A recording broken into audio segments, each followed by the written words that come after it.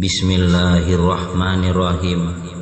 Assalamualaikum warahmatullahi wabarakatuh. Asal tubuh manusia. Asal tubuh manusia terdiri dari 4 dasar, yaitu tanah, air, angin, api. Kesemuanya itu daripada Nur Muhammad juga adanya. Adapun asal kejadian diri terdiri dari 3 perkara, yaitu Bapak, Ibu, Tuhan. Yang datang dari Bapak, urat besar, urat kecil, tulang, otak. Yang datang dari Ibu, rambut, kulit, daging, dan darah. Sedangkan yang datang dari Tuhan, penglihatan, pendengaran, pengrasa, penciuman, dan nyawa. Jadi kesemuanya ini berjumlah 13 perkara dan terhimpun dalam rukun salat 13 perkara. Syariat, thorikat, hakikat, dan makrifat. Syariat tubuh itu af'al Allah, diri terperiksa syariat ilmu yakin. Tarikat hati itu asma Allah, diri terperi tarikat ainul yakin. Hakikat roh itu sifat Allah, diri tajalli hakikat hakul yakin. Ma'rifat rahasia itu zat Allah, diri tajalli ma'rifat kamalul yakin. Adapun yang 4 ini terhimpun di dalam kalimat La ilaha illallah. La itu jasmani, yakni syariat tubuh. Syariat itu perbuatan jalan. Ilaha itu rohani, yakni tarikat hati. Tarikat itu perkataan zaman. Illa itu hakikat nyawa. Hakikat itu kediaman qahhar. Allah itu makrifat atau rahasia. Makrifat itu rahasia kamal. Apabila kita hendak mencari atau mengenal diri, maka hendaklah terlebih dahulu kita ketahui atau kita kenal akan rahasia Nur Muhammad. Karena rahasia Nur Muhammad itulah sebenar-benarnya diri. Adapun yang bernama diri itu terbagi 2 bagian. Pertama diri yang lahir, dan bagian kedua diri batin. Adapun diri yang lahir itu berasal dari anasir Adam, yaitu api, angin, air, tanah. Adapun api itu terbit daripada yang batin, berhuruf alif, bernama zat menjadi rahasia, hurufnya darah pada kita. Adapun angin itu terbit daripada yang batin, berhuruf lam awal, sifat menjadi nyawa, hurufnya napas pada kita. Adapun air itu terbit daripada yang batin, berhuruf lam akhir, bernama asma menjadi hati, hurufnya mani pada kita. Adapun tanah itu terbit daripada yang batin, berhuruf H, bernama af'al, menjadi kelakuan. Hurufnya tubuh pada kita. Jadi, jika demikian, diri kita yang lahir itu terbit daripada bayang-bayang diri kita yang batin juga. Berhuruf atau berkalimah Allah, dan ingat jangan salah paham. Di sini bukan berarti kita mengatakan bahwa kita adalah Allah, melainkan maksudnya adalah kita ini rahasia Allah Subhanahu wa ta'ala.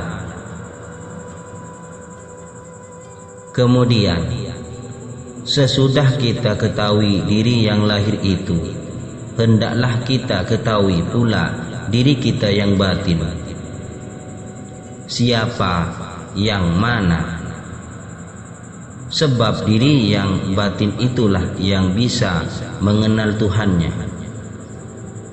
Seperti sabda Nabi Muhammad sallallahu alaihi wasallam, barang siapa akan mengenal dirinya, maka akan dikenalnya Tuhannya. Sebelum kita mengenal diri kita yang batin, hendak lebih dahulu kita matikan atau fanakan diri kita yang lahir. Seperti disabdakan oleh Nabi Muhammad sallallahu alaihi wasallam, matikan dirimu sebelum kamu mati. Jika sudah mati atau fana diri kita yang lahir itu, barulah nyata diri kita yang batin, yang disebut sebenar-benarnya diri. Adapun cara mematikan diri yang lahir itu adalah dengan menafikan huruf-hurufnya.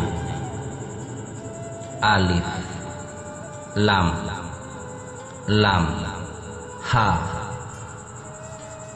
Jadi, jika diri kita yang lahir itu nyata sudah fana, artinya sekali-kali tiada mempunyai ada lagi.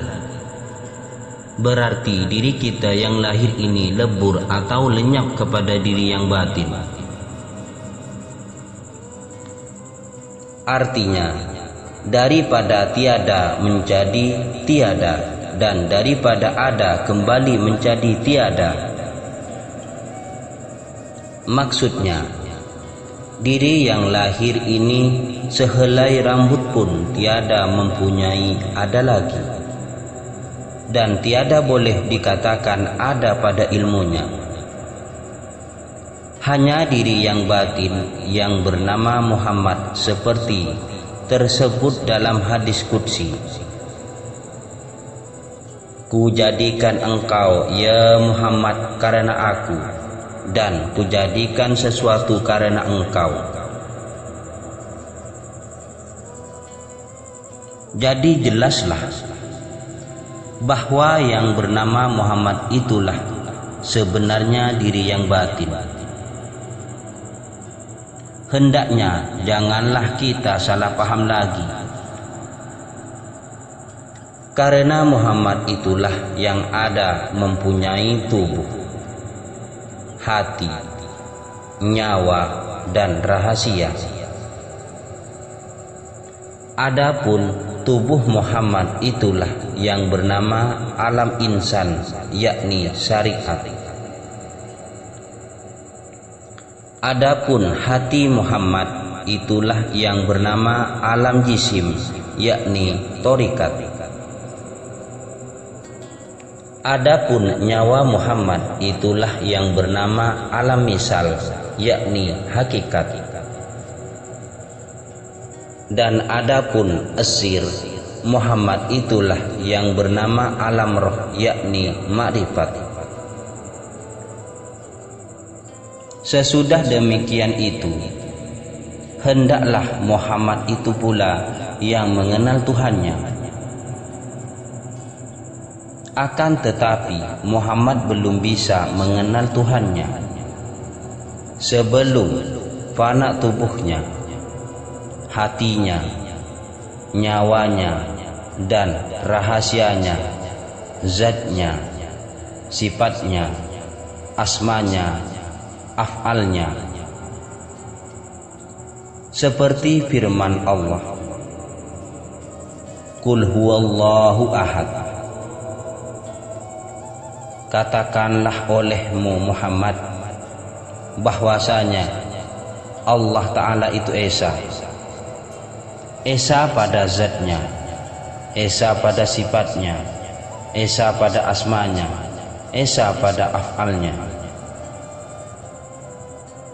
Dan lagi firman Allah, serahkan dirimu hai Muhammad pada Tuhanmu yang hidup dan tiada mati.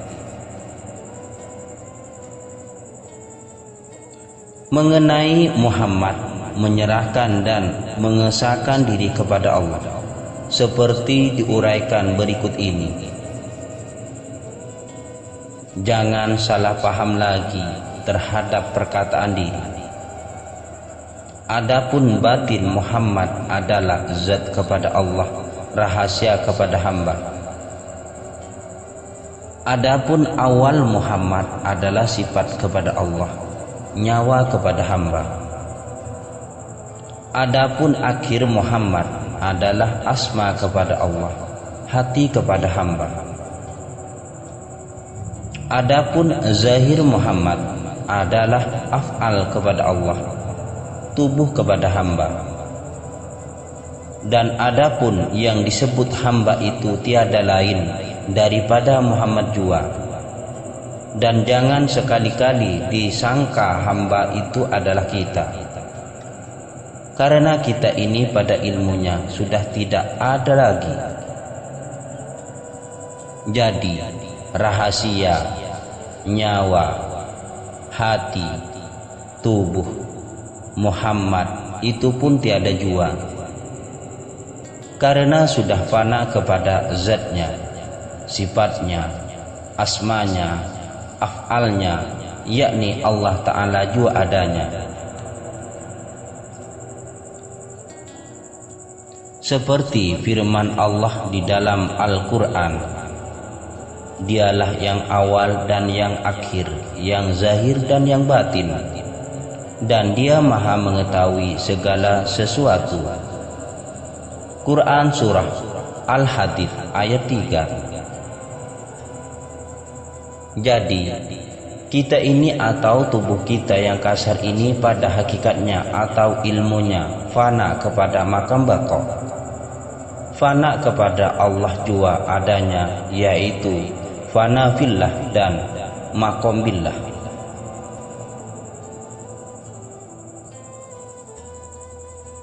Segala perbuatan adalah perbuatan Allah. Si hamba sama sekali tidak memiliki perbuatan. Segala asma pada hakikatnya adalah asma Allah. Nur Nabi kita Muhammad sallallahu alaihi wasallam daripada nur zat Allah Ta'ala, sekian makhluk dan segala sesuatu dijadikan daripadanya. Segala sifat pada hakikatnya adalah sifat Tuhan, yang ada pada hamba adalah makna wujud rahasianya. Itulah orang-orang yang sebenar-benarnya makrifat kepada Allah. Sekian, terima kasih. Assalamualaikum warahmatullahi wabarakatuh.